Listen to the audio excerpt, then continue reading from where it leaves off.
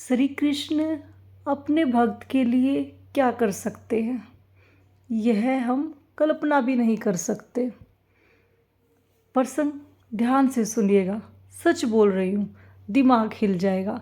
और प्रसंग को सुनने के बाद जो भी अनुभव हो कमेंट में ज़रूर लिखना। राधे राधे, जय श्री कृष्ण। महाराष्ट्र में कृष्णा नदी है। कृष्णा नदी के किनारे है कन्हाड़ गाँव। कन्हाड़ गाँव में रहती थी शक्खूबाई।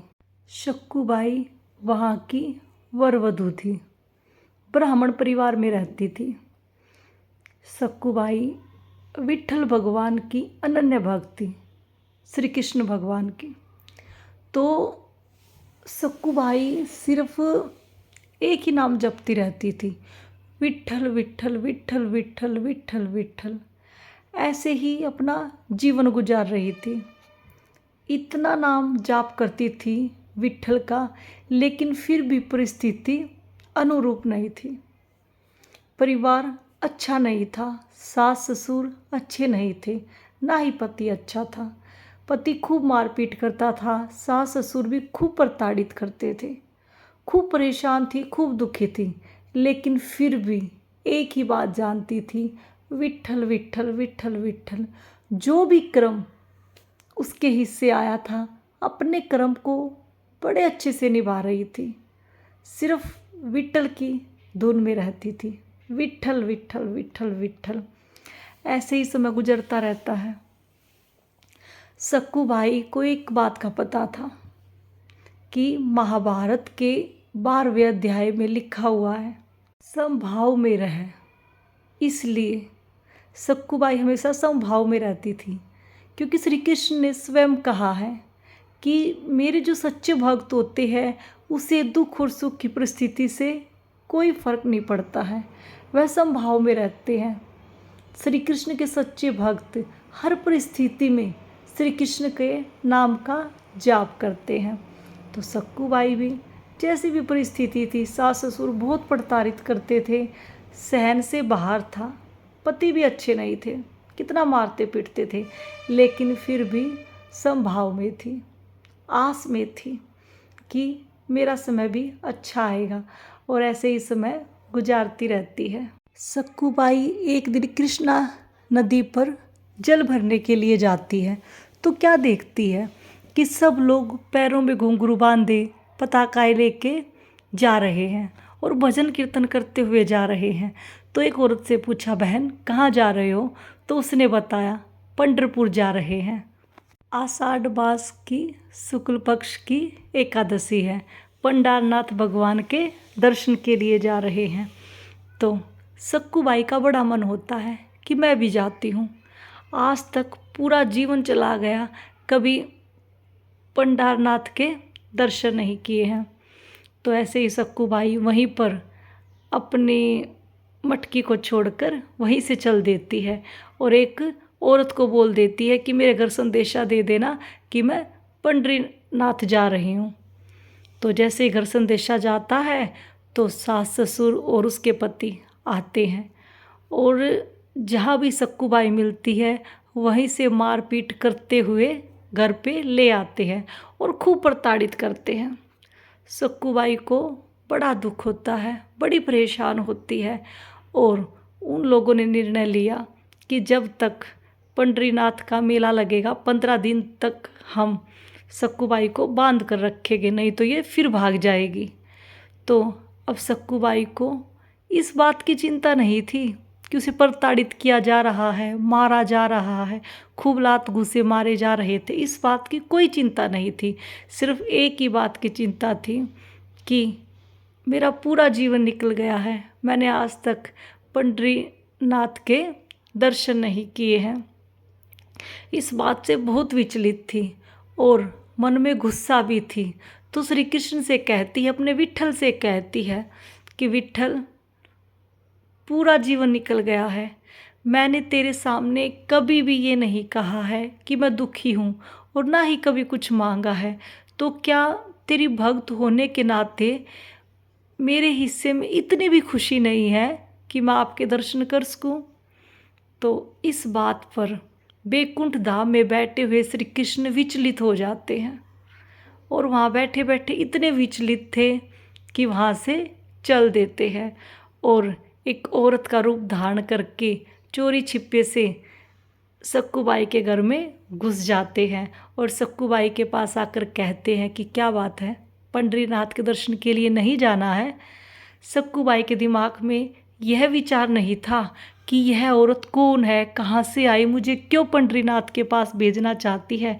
उसके दिमाग में सिर्फ एक ही बात थी, उसे पंढरीनाथ के दर्शन करने हैं। तो सक्कूबाई ने कहा हाँ करने हैं, लेकिन मैं तो यहाँ बंधी हुई हूँ, मैं कैसे जाऊँगी, कैसे दर्शन करूँगी। तो इस बात पर वह औरत कहती है कि मैं तुम्हारी जगह बंध जाती हूँ और तुम पंढरीनाथ के दर्शन करके आ जाना। तो सक्कूबाई बड़ी खुश होती है और चोरी छिपे से वहाँ से निकल जाती है। और यहाँ हमारे श्री कृष्ण विट्ठल भगवान बंधे हुए हैं। अब कई दिन जब बंधे हुए हो जाते हैं तो सक्कूबाई के पति को अपनी पत्नी पर दया आती है कि कई दिन हो गए हैं, इन्होंने खाना नहीं खाया है, कभी भोजन ना करने के कारण इसकी मृत्यु हो जाए और मेरा तो दूसरा विवाह भी नहीं होगा। तो अपनी पत्नी पर दया आती है और जाकर अपनी पत्नी को खोल देता है और भोजन कराता है। फिर उस दिन के बाद साक्षात हमारे विट्ठल भगवान उस घर का सारा कार्य करते हैं, झाड़ू पोछा, भोजन बनाना, कृष्णा नदी से जल भर के लाना, पूरे परिवार की सेवा करना और उन लोगों के ताने सुनना, सब करते हैं। लेकिन जब घर में साक्षात विट्ठल भगवान है और अपने हाथों से भोजन बना रहे हैं तो धीरे धीरे पूरे परिवार की जो सोच थी वह बदलने लग जाती है और ऐसे ही सबका व्यवहार बहुत अच्छा हो जाता है, सब प्रेम से रहने लग जाते हैं। उधर सक्कूबाई पंढरीनाथ के दर्शन करती है और दर्शन करते ही एक ही विचार बना लेती है कि विट्ठल, जब तक मेरा ये शरीर खत्म नहीं होगा तब तक अब मैं पंढरीनाथ के बाहर नहीं जाऊंगी, मैं यहाँ से नहीं जाना चाहती, मैं उस परिवार में नहीं जाना चाहती। तो सक्कूबाई ऐसा विचार बना लेती है और ऐसी पंढरीनाथ की भक्ति में लीन हो जाती है कि कुछ समझना बाकी नहीं था। उधर बैकुंठ धाम में रुक्मिणी जी श्री कृष्ण का इंतजार कर रही थी। अब रुक्मिणी जी समझ चुकी थी कि जब तक यह शरीर को नहीं छोड़ेगी तब तक सक्कूबाई यहाँ से नहीं जाएगी। तो एक दिन भक्ति में लीन होकर सक्कूबाई ऐसी श्री कृष्ण में विलीन हो जाती है कि वह अपने शरीर को त्याग देती है और सक्कूबाई के ससुराल से एक पंडित जी देखते हैं कि यह तो बैकुंठ धाम जा चुकी है और उनका दाह संस्कार कर देते हैं। क्योंकि उस समय फ़ोन की सुविधा नहीं थी कि घर पे फ़ोन किया जाए, गाड़ी की भी सुविधा नहीं थी उस समय। अब ज़्यादा समय तक अगर शरीर को रखा जाएगा तो वह अच्छा नहीं माना जाता, बदबू हो जाती है। तो अब सक्कूबाई के ससुराल से जो पंडित जी वहाँ थे उन्होंने उसका दाह संस्कार करा दिया और जैसे ही दाह संस्कार होता है तो रुक्मिणी जी आती है और उसको पुनर्जीवित करती है और कहती है कि सक्कूबाई, अब तुम जाओ, तुमने कहा था कि जब तक यह शरीर रहेगा मैं पंढरीनाथ के बाहर नहीं जाऊंगी, तो अब यह तुम्हारा शरीर नया है, वह शरीर तुम त्याग चुकी हो, अब तुम अपने घर जाओ, वहाँ सब कुछ अच्छा मिलेगा, सब ठीक मिलेगा, कोई चिंता नहीं है। तो सक्कूबाई जैसे ही गांव की सीमा पर पहुंचती है तो कृष्णा नदी पर वही सहेली, वही सखी जिसने उसे वहाँ से आज़ाद कराया था और खुद वहाँ पर बंध गई थी, वह जल भरने के लिए आई थी और कहती है कि अरे सक्कूबाई तुम आ गई, चलो अच्छा है, अब तुम अपने घर जाओ। तो यह बात सुनकर सक्कूबाई वह मटकी जल की लेकर अपने घर जाती है तो क्या देखती है, सबके विचार एकदम से बदले हुए हैं, सब खुशी खुशी रह रहे हैं, कोई भी घर में झगड़ा नहीं है, कोई भी उसको प्रताड़ित नहीं कर रहा है। तो यह सब देखकर सक्कूबाई बड़ी खुश होती है कि अरे मेरा परिवार भी अच्छा हो गया है, मुझे भी स्वर्ग जैसा परिवार मिल गया है। तो फिर अगले ही दिन पंडरीनाथ से वह पंडित जी आते हैं जिन्होंने सक्कू भाई का दाह संस्कार किया था, और घर आकर देखते हैं कि सक्कू भाई तो यहीं है, और उसके पति को, ससुर को, सास को बताते हैं कि इसका तो मैंने दाह संस्कार किया पंडरीनाथ में, ऐसा कैसे हो सकता है। तो सब लोग कहते हैं अरे नहीं, ये तो यहीं है, ये कहीं गई ही नहीं है, तो दाह संस्कार कैसे हो गया वहाँ। तो अब पंडित जी कहते हैं कि मैं वहाँ अकेला नहीं था, मेरे साथ बहुत सारे लोग थे, किसी से भी पूछ लो।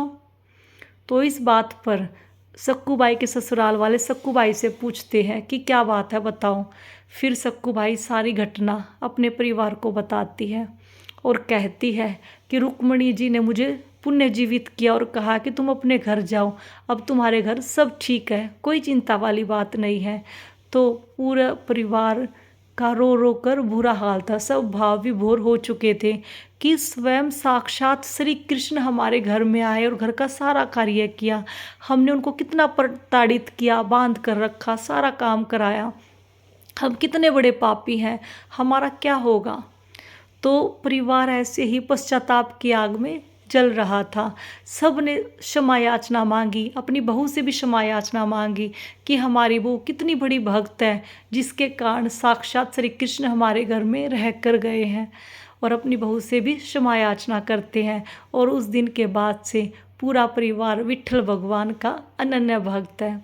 तो दोस्तों, ऐसे हैं हमारे श्री कृष्ण, जो अपने भक्त पर अगर कोई दुविधा आती है, अगर कोई समस्या आती है, तो अपने भक्त के लिए कुछ भी कार्य करने के लिए तैयार हो जाते हैं। हमारे श्री कृष्ण बिल्कुल शांति से वैकुंठ धाम में नहीं बैठ सकते, अपने भक्त के मान के लिए, सम्मान के लिए कुछ भी, किसी भी हद तक जा सकते हैं। जय श्री कृष्ण।